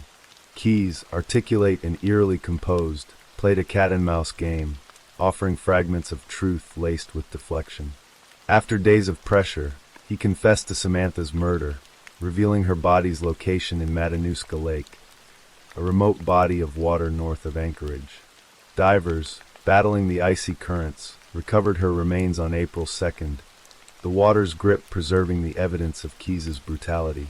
James, notified at his home, collapsed in grief, his hope shattered, his daughter's sketches now a painful reminder of her absence. But Samantha was only the beginning. Keys's confessions, delivered in a flat, detached tone, revealed a far darker truth. He claimed responsibility for at least 11 murders, though he named only a few. In June 2011, he had killed Bill and Lorraine Currier, a couple in their 50s, in Essex, Vermont. He broke into their home, abducted them at gunpoint, and drove them to an abandoned farmhouse, where he raped Lorraine and shot Bill before disposing of their bodies in a landfill. In April 2009, he killed an unnamed victim in Tupper Lake, New York, after robbing a bank to fund his travels. His method was chillingly meticulous. He flew to one city, rented a car, drove hundreds of miles, and struck randomly, choosing victims who wouldn't be missed immediately. He studied serial killers like Ted Bundy, learning from their mistakes, and prided himself on his ability to evade capture. "I'm two different people," he told Godin, his voice calm but his eyes cold. "I enjoyed what I did. I have no remorse." The investigation widened, a nationwide effort to connect Keys to unsolved cases. His travel records, pieced together from airline tickets, hotel reservations, and car rentals, showed a man who crisscrossed the U.S., Washington, New York, Vermont, Utah, Alaska, leaving death in his wake. In April 2009, he stayed at a Hampton Inn in Colchester, Vermont, days after the Courier murders. In July 2010, he rented a Chevy Malibu in Seattle, driving 393 miles, his destination unknown. A cache at Blake Falls Reservoir in New York, uncovered by the FBI, contained a .22 caliber Ruger ammunition and a silencer, evidence of his planning. Another in Eagle River, Alaska, held similar tools of death. The FBI released maps of his movements, pleading for public tips, but many victims remained unidentified, their fates buried in Keys's cryptic taunts. "There's no one who knows me or who has ever known me who knows anything about me, really," he told investigators, a smirk playing on his lips. The emotional toll on the victims' families was profound. James Koenig, a man who had lived for his daughter, retreated into silence, his days spent staring at Samantha's sketches, her poetry now a painful echo of her voice. Dwayne, only 19, struggled with guilt, wondering if he could have walked her home that night. In Vermont, the Courier family held memorials, their grief compounded by the lack of closure.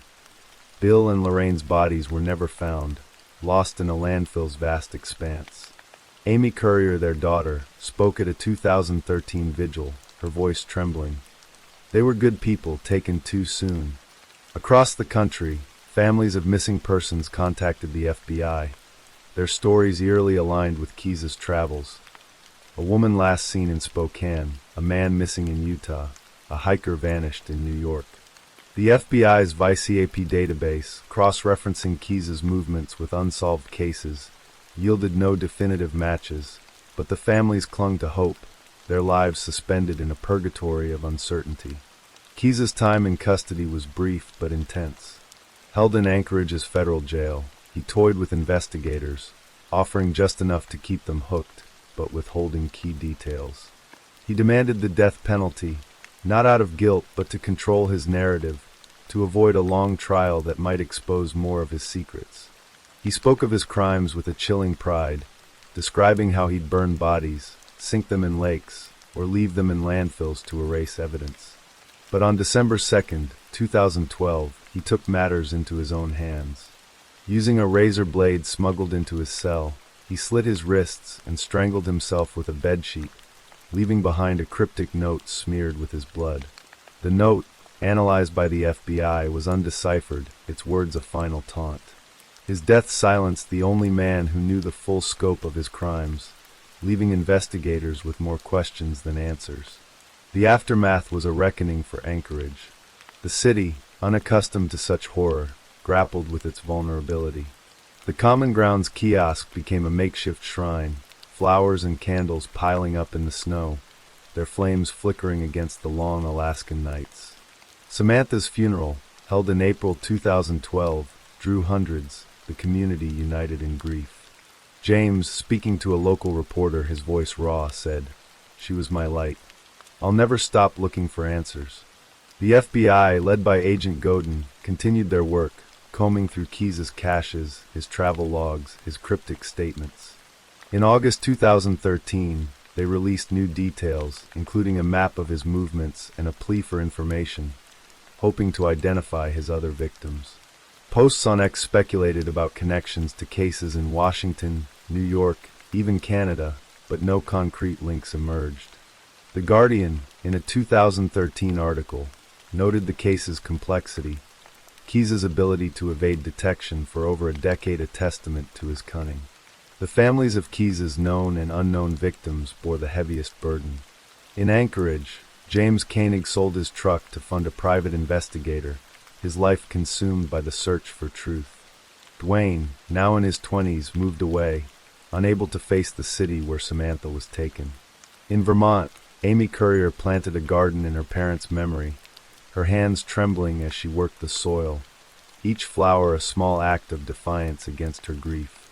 Communities touched by Keys's crimes, Anchorage, Essex, Tupper Lake, held fast to their resilience, organizing fundraisers for missing persons searches, their solidarity a bulwark against despair. By September 2025, the Israel Keys case remained a labyrinth of unanswered questions. The FBI continued their work, their databases humming with data, their agents chasing shadows across state lines. Keys's caches, some still undiscovered, haunted the investigation, each one a potential key to a victim's fate. Estimates of his victims ranged from 11 to as many as 30, but without bodies or names, the truth remained elusive. In Anchorage, where the winters were long and the nights unforgiving, the memory of Samantha Koenig and Keys's other victims lingered, a reminder of a darkness that had passed through, leaving only grief and questions in its wake. For the families, the search for closure was a daily battle, their lives shaped by absence, their hope tempered by the knowledge that some truths might never surface. Yet they pressed on, their love for those lost a light that refused to be extinguished, even in the face of a killer's silence. Story 6. The evening of June 10, 2010, settled over Los Angeles with a heavy stillness, the kind that clung to the palm-lined streets and seeped into the bones of the city's sprawling suburbs.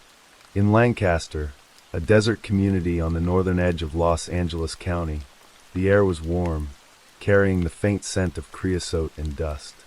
At the Cinnamon Lane Apartments, a modest complex of stucco buildings, 29-year-old Linnell Barsock was living a life on the cusp of transformation. A nurse with dreams of becoming a doctor, Linnell had a magnetic presence. Her laughter was infectious, her ambition boundless. She shared her small apartment with her boyfriend, Louis Bonheur, a Haitian immigrant who worked as a caregiver, and their days were filled with the quiet routines of a couple building a future together. But that evening, as the sun dipped below the horizon, Linnell's life was cut short in a brutal act that would unravel a web of betrayal, jealousy, and deception. Her body was found in her garage, a single gunshot wound to the back of her head, and the investigation that followed would reveal a chilling truth about the people closest to her. Linnell Barsock was born in 1981, a daughter of California's Antelope Valley, where the desert stretched wide and dreams often felt just out of reach. Raised by her mother, Barbara, Linnell grew up with a fierce determination to rise above the challenges of her surroundings. She was a natural caregiver, her empathy evident even as a child when she'd bandage her cousin's scraped knees or comfort a crying friend. By her mid-20s, she had channeled that compassion into a nursing career, working long shifts at a local hospital while studying to become a physician's assistant. Her colleagues admired her dedication, her ability to stay calm under pressure, and her knack for making patients feel seen. She had a way of making you feel like you were the only person in the room, one coworker later recalled. Linnell's life wasn't all work. She loved to dance, her body moving with a grace that turned heads at local clubs. She was stylish, her wardrobe a mix of bold colors and sleek designs, and her smile, wide and genuine, was her signature. Friends called her Nell, a nickname that carried the warmth of their affection. Linnell's personal life, however, was more complicated.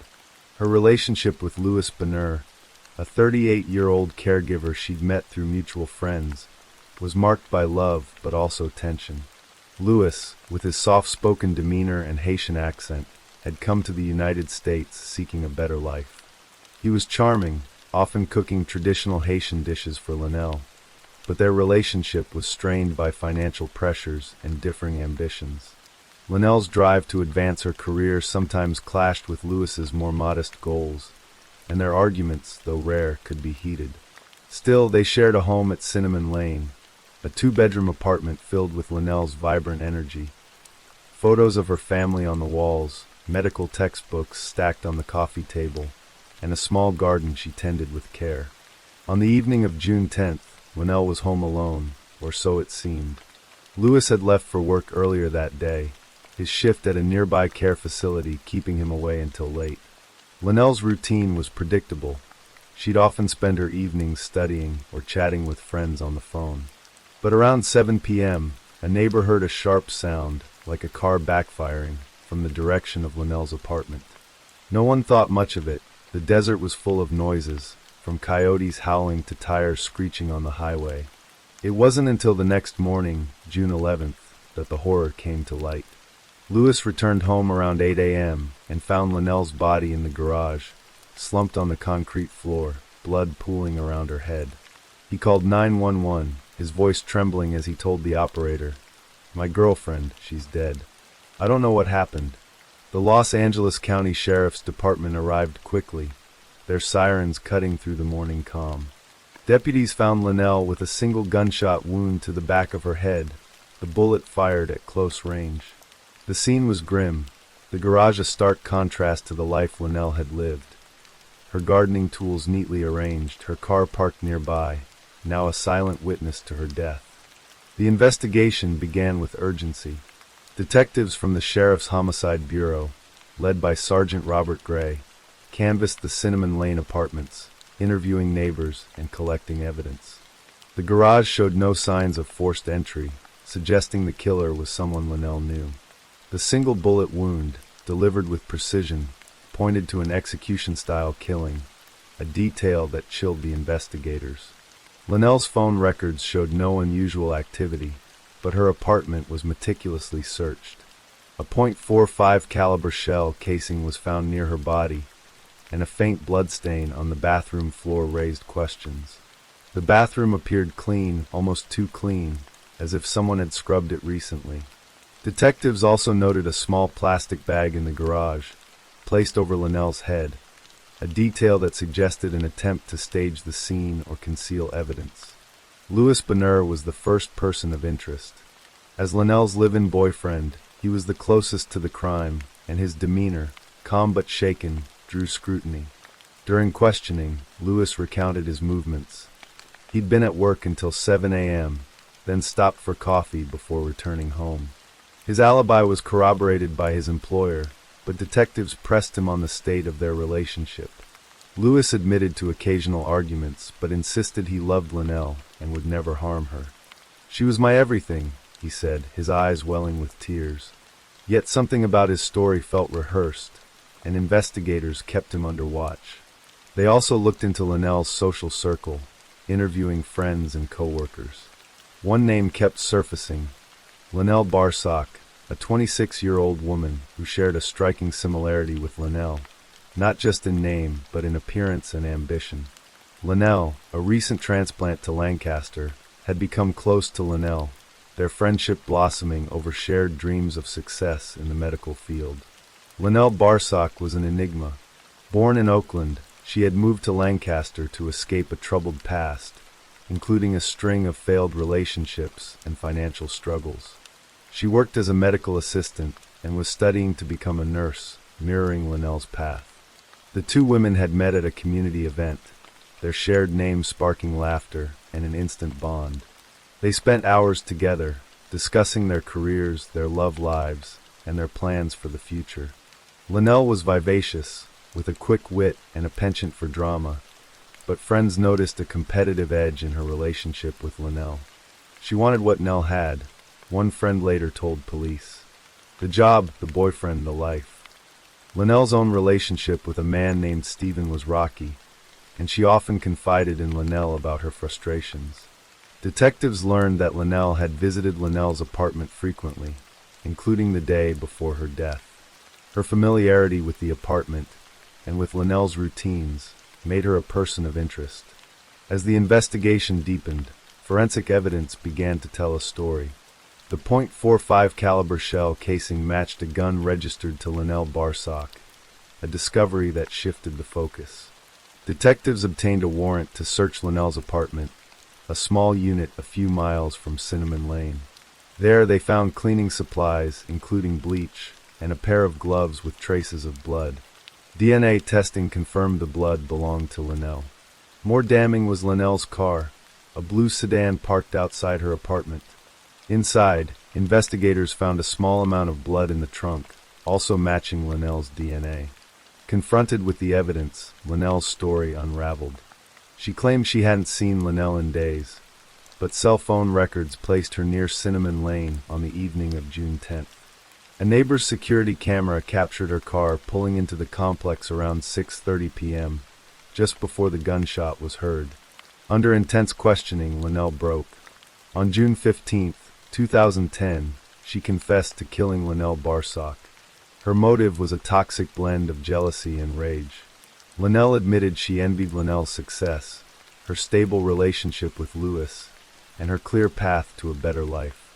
She claimed Linnell had belittled her, mocking her struggles and flaunting her achievements. She thought she was better than me, Linnell told detectives, her voice cold.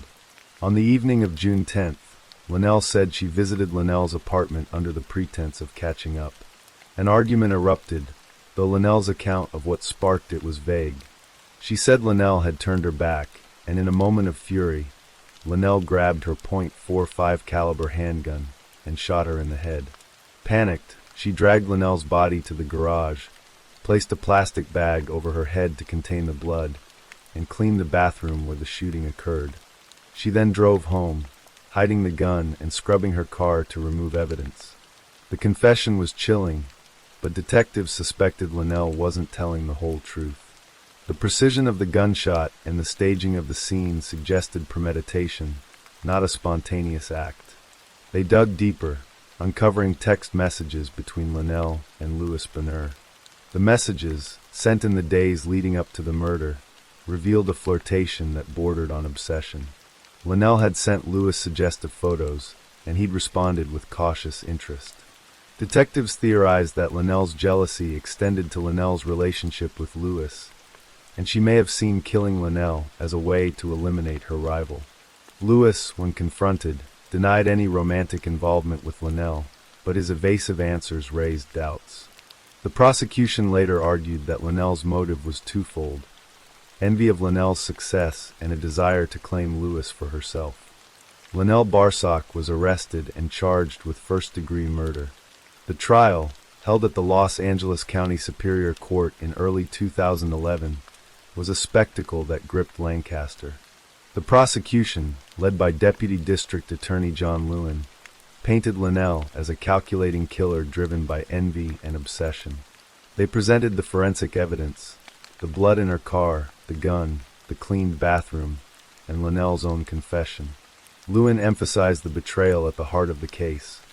Linnell Barsock trusted Linnell, welcomed her into her home, and paid for that trust with her life.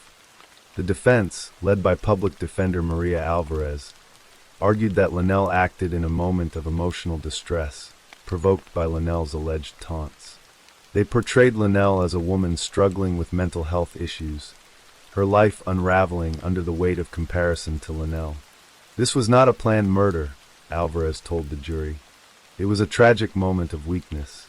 The courtroom was a crucible of emotion. Barbara, Linnell's mother, sat in the front row, her face etched with grief. She clutched a photo of Linnell, taken at her nursing school graduation, her daughter's smile a painful reminder of what was lost. Louis testified, his voice breaking as he described finding Linnell's body. The jury, a mix of Lancaster residents, listened intently as forensic experts detailed the evidence. The bloodstains, the shell casing, and the security footage were undeniable, but Linnell's tearful testimony, claiming she snapped under pressure, swayed some jurors. After 3 days of deliberation, on March 15, 2011, the jury returned a verdict, guilty of second-degree murder. The decision was a compromise, reflecting the jury's belief that Linnell's actions were intentional, but not fully premeditated. She was sentenced to 15 years to life in prison, with the possibility of parole. The verdict brought little comfort to Linnell's family.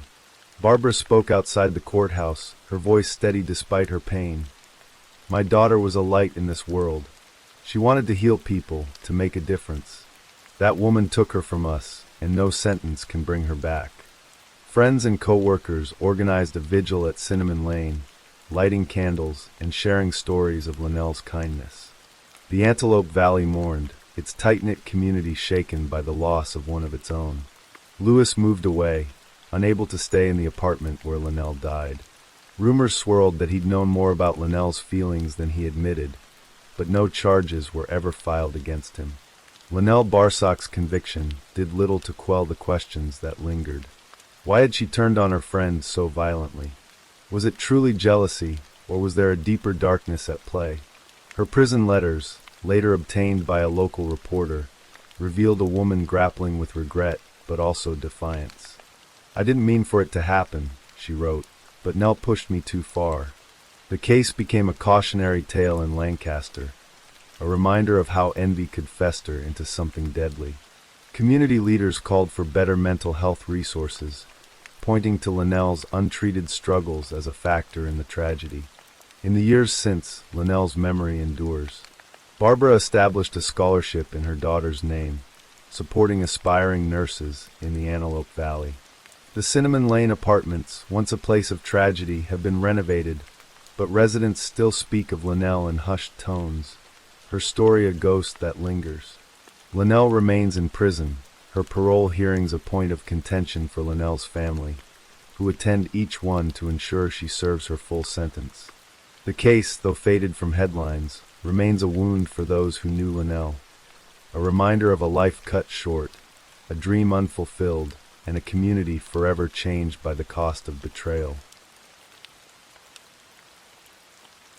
Story 7. In the ancient city of Kyoto, where cherry blossoms painted the spring air and temple bells echoed through narrow streets, the summer of 2019 was warm and vibrant. The city, Japan's cultural heart, thrived on a delicate balance of tradition and modernity, its streets bustling with tourists, students, and artisans. In the Fushimi Ward, a quiet neighborhood of modest homes and small businesses, Kyoto Animation's #1 studio stood as a beacon of creativity. Known as KyoAni, the studio was a beloved institution, crafting anime that captured hearts worldwide with stories of friendship, love, and resilience. Its employees, a tight-knit group of artists and dreamers, worked in a 3-story building filled with sketches, storyboards, and the hum of creative energy. But on July 18, 2019, a man named Shinji Aoba would shatter this sanctuary, unleashing a tragedy that would claim 36 lives, injure dozens, and leave a nation grappling with grief. This is the story of the Kyoto Animation arson case, a tale of delusion, destruction, and the enduring strength of those left to pick up the pieces. Shinji Aoba was a man adrift, a 41-year-old loner whose life had been a series of false starts and bitter disappointments. Born in 1978 in Saitama Prefecture, north of Tokyo, he grew up in a world that seemed to offer little kindness. His childhood was marked by instability, his parents' divorce, a fractured family, and a sense of being unmoored. As a young man, he dreamed of becoming a novelist, pouring his hopes into stories he believed could change his life. But rejection followed him like a shadow. He drifted from job to job, contract work, menial tasks, never finding a place to belong. His apartments, often cramped and cluttered, were temporary shelters in a life of constant upheaval. Neighbors described him as a troublemaker, quick to argue, his voice sharp with frustration. By 2019, he was unemployed, scraping by on the edges of society, his mind a tangle of resentment and delusion. Aoba's obsession with Kyoto Animation began years earlier, in 2017, when he submitted 2 novels to the studio's annual writing contest, a prestigious competition that offered aspiring writers a chance to see their work adapted into anime. KyoAni was known for its integrity, its judges carefully reviewing each submission, but Aoba's novels didn't make the cut. To him, this was no mere rejection, it was theft. In his mind, a conspiracy took root. KyoAni had stolen his ideas, plagiarized his work, and mocked his dreams. He fixated on this belief, his thoughts spiraling into a dark fantasy where a shadowy figure controlled the studio, orchestrating his failure. The delusion grew, fueled by years of isolation and failure, until it became a compulsion to act, to make Kyoani pay for the slight he imagined. On the morning of July 18, 2019, the air in Kyoto was heavy with summer heat. At Kyoto Animation's #1 studio, about 70 employees were at work, their desks scattered with pencils, monitors, and half-finished drawings. The studio was a hive of activity, its 3 floors alive with the creative pulse of animators, writers, and directors. Naomi Ishida, a 49-year-old artist, was among them, her hands deftly sketching characters for an upcoming project. She had worked at KyoAni for years, her passion for storytelling matched only by her love for her colleagues. The studio was more than a workplace. It was a family, a place where dreams were woven into art. Outside, the streets of Fushimi Ward were quiet, the neighborhood unaware of the storm about to descend. Aoba had spent weeks planning his attack. He studied past arson cases, learning how fire could consume quickly, how gasoline could amplify destruction. In Japan, gasoline sales were tightly regulated, but Aoba was meticulous, purchasing 40 liters in 2 metal cans, claiming it was for a generator. He scouted the studio, noting its single entrance, its spiral staircase, its compact 7,500 square foot structure. A perfect trap. A month earlier, he had plotted a separate attack on a train station in Saitama, but abandoned it, his focus narrowing to KyoAni. On July 16th, a resident in Uji near Kyoto spotted him, a lanky figure with a cap pulled low, pacing near the studio. 2 days later, he was ready. At 10:31 a.m., Aoba approached the studio's entrance, his heart pounding, his hands clutching the cans of gasoline. He wore a red t-shirt, his face set with a grim determination. He knocked on the door, and when an employee answered, he pushed inside, splashing gasoline across the floor, the walls, the people nearby. "You die!" he screamed, his voice raw with rage, as he ignited a lighter. The fire erupted instantly, a roaring beast that swallowed the entrance and raced upward. The employees, caught off guard, scrambled for safety, but the single exit was engulfed, the spiral staircase a death trap. Black smoke billowed, and the heat was unbearable, a suffocating force that drove many to the upper floors, where they were trapped. Naomi Ishida was on the 2nd floor when the fire began. She heard shouts, smelled the acrid stench of burning fuel, and saw a black cloud rising from below. Her heart raced as she ran toward the staircase, but the flames were too fierce. Colleagues around her panicked, some jumping from windows, others collapsing from smoke inhalation. Naomi, desperate, tried to reach the roof, but the spiral staircase was a funnel of fire and smoke. She fell, overcome by carbon monoxide, her body one of many found later on those stairs, a silent testament to the desperate fight for survival. Outside, a woman watched in horror as an employee leapt from a 2nd-floor window, his body crashing to the ground, the fire too strong to allow rescue. "It was like hell," she told reporters, her voice trembling. The fire department arrived within minutes, their sirens piercing the morning air, but the blaze was relentless. Firefighters battled the flames, their hoses arcing water into the inferno, but the studio was a lost cause. The 3-story building, once a haven of creativity, was reduced to a charred skeleton. 36 people died, many from carbon monoxide poisoning, their bodies found huddled together, as if seeking comfort in their final moments. 32 others were injured, some with burns so severe they would carry scars for life. Aoba himself was badly burned, his body covered in flames as he fled the scene. He collapsed nearby, his skin blistered, his consciousness fading. Police arrested him, but he was too injured to be questioned. His body rushed to a hospital, where he would spend the next 10 months fighting for his life. The news of the attack spread like wildfire, shocking Japan and the world. Kyoto Animation was a cultural treasure, its works like K-On! And a silent voice beloved for their emotional depth. The loss of 36 lives, artists, writers, dreamers, was a blow to the global anime community. Fans gathered outside the studio, laying flowers and handwritten notes, their tears mixing with the ash that still lingered in the air. In Tokyo, Prime Minister Shinzo Abe expressed his condolences, calling the attack gut-wrenching. Chief Cabinet Secretary Yoshimasa Hayashi announced tighter restrictions on gasoline sales, a direct response to the tragedy. The nation mourned, but for the families of the victims, the grief was raw and personal. Naomi Ishida's mother, speaking to the Mainichi Shimbun, wept as she said, "I should have told her not to go to work that morning. Even if he gets the death penalty, Naomi won't come back." The investigation was meticulous, led by Detective Hiroshi Tanaka, a veteran of the Kyoto Prefectural Police. Tanaka was in his 50s, his hair graying, his eyes heavy with the weight of cases that had marked his career. The Kyoani attack was different, though, a crime of unprecedented scale, the deadliest mass murder in Japan's post-war history. The National Police Agency confirmed it surpassed even the 2001 Kabukicho fire in Tokyo, which killed 44. Tanaka's team combed through the wreckage, collecting fragments of evidence: the gasoline cans, the lighter, the charred remains of the studio. They interviewed survivors, their voices choked with trauma, and pieced together Aoba's movements.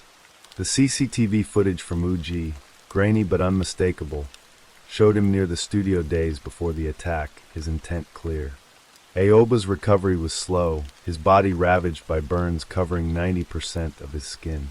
He underwent 12 operations, his survival a testament to the skill of his doctors, though one, reflecting later to the Asahi Shimbun, wondered about the meaning of saving a life that had caused such devastation. Aoba was unconscious for weeks, his condition so critical that police could not arrest him until May 27, 2020, when he was wheeled into the Fushimi police station on a stretcher. His interrogation began only after a psychological evaluation, a process that took months. The question of his mental state loomed large. Aoba claimed he had been consumed by delusions for over a decade, believing Kyoani had plagiarized his work. He spoke of a shadowy figure directing the studio's actions, a fantasy that had driven him to kill. But the prosecution was skeptical, pointing to his meticulous planning, his study of arson cases, his purchase of gasoline, all signs of a man who knew right from wrong. The trial began on September 5, 2023, in the Kyoto District Court, a somber space filled with the weight of loss. The courtroom was packed, family members of the victims sitting in silent rows, their faces etched with pain. Aoba, now 45, appeared in a wheelchair, his body frail but his eyes alert. He faced 5 charges: murder, attempted murder, arson, and related crimes. The prosecution, led by a determined young lawyer named Keiko Yamada, argued that Aoba was fully culpable, his delusions a convenient excuse. They presented evidence of his premeditation: the gasoline cans, the scouted location, the abandoned train station plan. He selected the method of the crime based on his own thoughts and knowledge, Judge Keisuke Masuda said, his voice steady as he rejected claims of insanity or diminished capacity. The defense, led by Murat Asharov, countered that Aoba's mental state was compromised, his actions driven by a decade-long delusion that eroded his ability to control himself.